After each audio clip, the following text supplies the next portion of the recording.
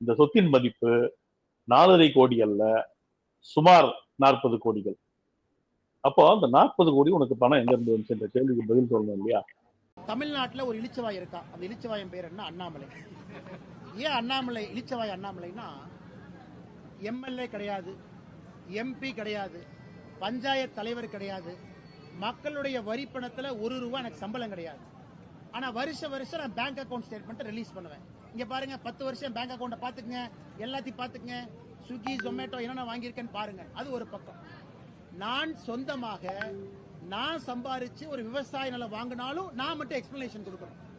இன்னைக்கு நீங்க ஆர்டிஐல போட்டவே தெரியும் சகோதரி அவர்களே, என்னுடைய பட்டாணி என்ன உங்களுக்கு தெரியும், அதை மறுக்கல. சந்தை மதிப்பை விட மார்க்கெட் ரேட் என்ன இருக்கோ அதை விட அதிகமான ரேட்டுக்கு அந்த லேண்டை அதிகாரப்பூர்வமாக வாங்கியிருக்கோம். அரசுக்கு வரியும் கட்டியிருக்கோம். எதற்கு? இயற்கை விவசாயம் செய்ய வேண்டும் என்கின்ற ஒற்றை நோக்கம். அடுத்த 5 வருஷம் நீங்க பார்க்கத்தான் போறீங்க, விவசாயம் பண்றனா விவசாயம் பண்ணலையான்னு, இயற்கை விவசாயம் இருக்கிறனால. ஆனால் இன்னைக்கு தமிழ்நாட்டில் நான் ஒரு அரசியல்வாதி தான் உண்மையை சொல்ல வேண்டும் என்றால், மக்களுடைய வரி பணத்தில் ₹1 வாங்காம, ₹1 மக்களுடைய வரி பணத்தில் சம்பளமா வாங்காம, நான் மட்டும் 6 மாசத்துக்கு ஒருக்கா என்னை பாருங்க இதான் செய்யறேன், என்னை பாருங்க இதான் செய்யறேன். அதனால இளிச்சவாயன் இல்லாம நான் என்னங்க?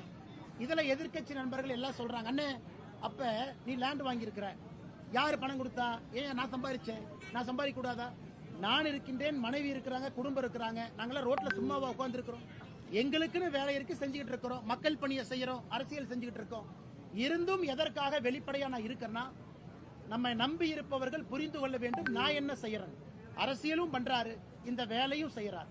அப்பப்ப குறிப்புகள் கொடுக்கறேன். இன்னைக்கு திமுக இருக்கு, டிவிஎஸ்சி இருக்கு, அவங்க கையில ரெவென்யூ டிபார்ட்மெண்ட் இருக்கு, அவங்க கையில தாசில்தார் இருக்கிறாங்க. சோதனை பண்ண சொல்லுங்க. மார்க்கெட் ரேட் என்ன ரேட்டுக்கு நம்ம ரெஜிஸ்டர் பண்ணிருக்கோம்னு கேட்க சொல்லுங்க. எவ்வளவு அரசுக்கு வரி கட்டி இருக்கின்றோம் அதையும் டிக்ளேர் பண்ண சொல்லுங்க. அதையெல்லாம் செய்யணும். எந்த வரி பணமும் மக்கள் பணமும் இல்லாம இவ்வளவு வெளிப்படைத்தன்மையாக நான் இருக்கின்றேன். என்னுடைய வங்கி கணக்கு 1 ஆண்டு 2 ஆண்டு அல்ல, 10 ஆண்டுகளுக்கான வங்கி கணக்கை போன ஆண்டு வெளியிட்டிருக்கேன். அடுத்த ஆண்டு என்னுடைய இன்கம் டாக்ஸ் அதை வெளியிடுவேன் எலெக்ஷன் நேரத்தில். அதிலையும் மக்கள் பார்க்கறான். இன்னைக்கு நான் 3.5 கோடி ரூபாய் கடனாளியா இருக்கேன். அதையும் பேச மாட்டாங்க. கடனும் வாங்கி இருக்கேன், கடனுக்கு வட்டியும் கட்டுறேன். அந்த வட்டியை வைத்து என் தொழில் நடத்துறேன், பொழப்ப நடத்துறேன்.